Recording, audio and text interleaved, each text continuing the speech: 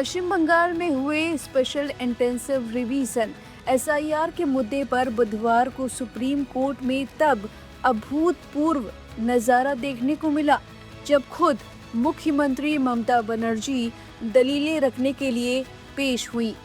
उन्होंने एसआईआर का विरोध करते हुए सीजेआई सूर्यकांत की बेंच के सामने कहा, हमें कहीं भी न्याय नहीं मिल रहा है। हमने चुनाव आयोग को 6 चिट्ठियां लिखी। मैं एक बंधुआ मजदूर हूं। उन्होंने चुनाव आयोग पर पश्चिम बंगाल को जानबूझकर निशाना बनाने का आरोप लगाया। सुनवाई के दौरान ममता बनर्जी ने दलीलें रखते हुए आगे कहा, मैं आपकी दया के लिए आभारी हूं। जब न्याय दरवाजे के पीछे रो रहा था तब हमें लगा कि हमें कहीं से भी न्याय नहीं मिल रहा। हमने चुनाव आयोग को 6 चिट्ठियां लिखी। मैं एक बंधुआ मजदूर हूं। मैं यही पसंद करती हूं। मैं अपनी पार्टी के लिए लड़ रही हूं। पश्चिम बंगाल की मुख्यमंत्री ने उदाहरण देते हुए कहा, मैं आपको फोटो दिखाती हूं और यह तस्वीर मेरी नहीं, यह बड़े अखबारों ने छापी है। एसआईआर प्रक्रिया सिर्फ डिलीट करने के लिए है। मान लीजिए शादी के बाद एक बेटी ससुराल जाती है। सवाल किए जाते हैं कि वह पति का सरनेम क्यों इस्तेमाल कर रही है। ये लोग यही कर रहे हैं। कुछ बेटियां जो ससुराल चली गई हैं उनके नाम डिलीट कर दिए गए हैं। गरीब लोग कभी फ्लैट खरीदते हैं, कभी कभी वे शिफ्ट हो जाते हैं। ऐसे के भी नाम डिलीट कर दिए गए हैं। उन्होंने आगे कहा, चुनाव से पहले बंगाल को निशाना बनाया जा रहा है। आरोप लगाते हुए उन्होंने आगे कहा कि यह गलत मैपिंग हो रही है। चुनाव से ठीक पहले सिर्फ पश्चिम बंगाल को निशाना बनाया जा रहा है, जिसमें 2 साल लग जाते हैं। बीएलओ ने खुद को खत्म कर लिया और उन्होंने चुनाव अधिकारियों पर यह आरोप लगाया, पश्चिम बंगाल को निशाना बनाया गया, असम को क्यों नहीं। वहीं बार एंड बेंच वेबसाइट के अनुसार ममता की ओर से वरिष्ठ वकील श्याम दीवान भी पेश हुए। उन्होंने कहा, अब मैप्ड वोटर 32 लाख हैं। लॉजिकल गड़बड़ी वाली लिस्ट में 1.36 करोड़ हैं। 63 लाख सुनवाई पेंडिंग है। सुधार के उपायों के लिए बहुत कम समय बचा है। ममता बनर्जी के वकील की तरफ से कुछ उदाहरण भी पेश किए गए, जिसमें बताया गया कि कैसे नामों में गड़बड़ी आई। वकील ने कहा, हमने आपको असली वोटर्स के उदाहरण दिए हैं, कृपया अपेंडिक्स 1 देखें। चिराग तिब्रेवाल, उनकी गड़बड़ी पिता के नाम में मिसमैच थी, क्योंकि पिता के नाम में बीच में कुमार आता है। मुझे नोटिस देकर बुलाया गया था। फिर आते हैं अजीमुद्दीन खान, पिता का नाम बंगाली में अजीमुद्दीन खान दिखाता है, तो बंगाली से इंग्लिश में इसमें गलती हो सकती है। सुप्रीम कोर्ट ने चुनाव आयोग को नोटिस जारी करते हुए अब जवाब मांगा है और सोमवार को इस मामले की फिर से सुनवाई होनी है। आपको बता दें कि बनर्जी अपने वकीलों के साथ कोर्ट रूम नंबर 1 में मौजूद रही। मंगलवार को मुख्यमंत्री के नाम पर एक गेट पास जारी किया गया था। चीफ जस्टिस सूर्यकांत और जस्टिस जॉय माल्या बागची और विपुल एम पंचोली की बेंच ने बनर्जी और 3 अन्य लोगों की याचिकाओं पर सुनवाई की। इन याचिकाओं को मुस्तारी बानू और टीएमसी सांसदों डेरेक ओब्रायन और डोला सेन ने दायर किया है। अब इस खबर पर आपकी जो भी राय है, हमें कमेंट करके अपनी राय जरूर दे। बने रहिए लाइव हिंदुस्तान के साथ।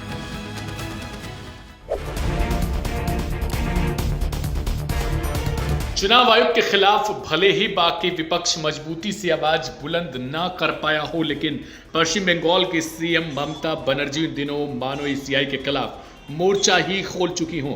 बुधवार को सुप्रीम कोर्ट में पश्चिम बंगाल की मतदाता सूची की स्पेशल इंटेंसिव रिवीजन यानी एसआईआर को लेकर सुनवाई के दौरान बेहद हैरान करने वाला मामला देखने को मिला है। ऐसा पहली बार हुआ है जब किसी मौजूदा मुख्यमंत्री ने खुद सुप्रीम कोर्ट में उपस्थित होकर अपनी याचिका पर मौखिक दलीलें पेश की हो। पश्चिम बंगाल की मुख्यमंत्री ममता बनर्जी ने चुनाव आयोग द्वारा कराए जा रहे एसआईआर को चुनौती देने वाली याचिका पर संक्षिप्त लेकिन बेहद तीखी दलीलें पेश की हैं।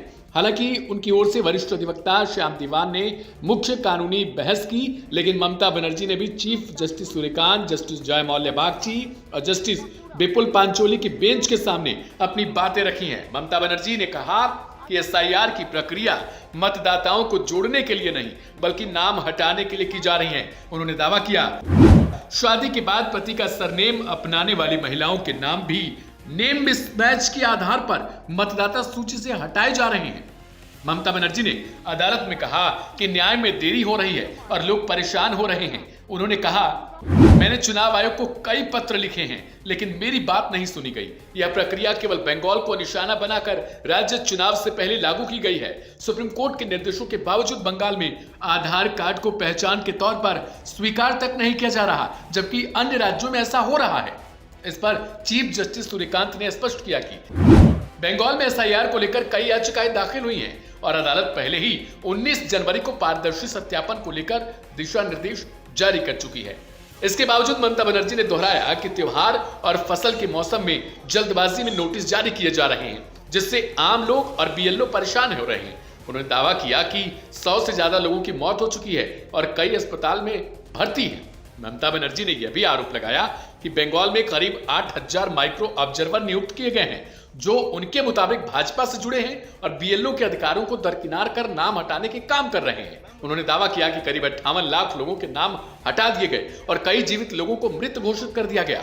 उन्होंने चुनाव आयोग पर अनौपचारिक निर्देश व्हाट्सएप के जरिए देने का आरोप लगाया, जिसे उन्होंने व्हाट्सएप कमीशन तक करार दिया। चुनाव आयोग ने अदालत को बताया कि राज्य सरकार द्वारा पर्याप्त ग्रुप बी अधिकारियों को उपलब्ध नहीं कराए जाने के कारण माइक्रो ऑब्जर्वर नियुक्त करने पड़े हैं। इस पर बेंच ने कहा कि यदि राज्य सरकार ग्रुप बी अधिकारियों की सूची देती है तो माइक्रो ऑब्जर्वर हटाए जा सकते हैं। चीफ जस्टिस ने चुनाव आयोग को यह भी निर्देश दिया है कि सिर्फ नाम की स्पेलिंग मिसमैच के आधार पर नोटिस जारी न किए जाएं और संवेदनशीलता बरती जाए। सॉलिसिटर जनरल तुषार मेहता ने अदालत को यह बताया कि राज्य में चुनाव आयोग के अधिकारियों के खिलाफ शत्रुतापूर्ण माहौल बनाया गया है और उनकी सुरक्षा को लेकर एक अलग जनहित याचिका दाखिल की गई है। बेंच ने इस याचिका को भी अगली सुनवाई में सूचीबद्ध करने की सहमति जताई।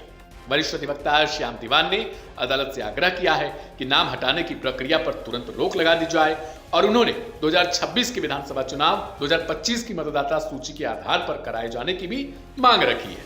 उन्होंने कहा कि अंतिम सूची प्रकाशित होने में केवल 11 दिन का समय बचा है, जबकि 1.36 करोड़ लोग अभी भी लॉजिकल डिस्क्रिपेंसी सूची में लंबित हैं और उनकी सुनवाई संभव ही नहीं है। ममता बनर्जी की याचिका में एसआईआर अधिसूचनाओं को रद्द करने, आधार कार्ड को मान्य पहचान मानने, नाम मिसमैच मामलों में सुनवाई नोटिस वापस लेने, माइक्रो ऑब्जर्वर हटाने और किसी भी वैध मतदाता का नाम न हटाने जैसे कई निर्देशों की मांग की गई है। सुप्रीम कोर्ट ने चुनाव आयोग को नोटिस जारी कर अगली सुनवाई तक जवाब दाखिल करने को कहा है।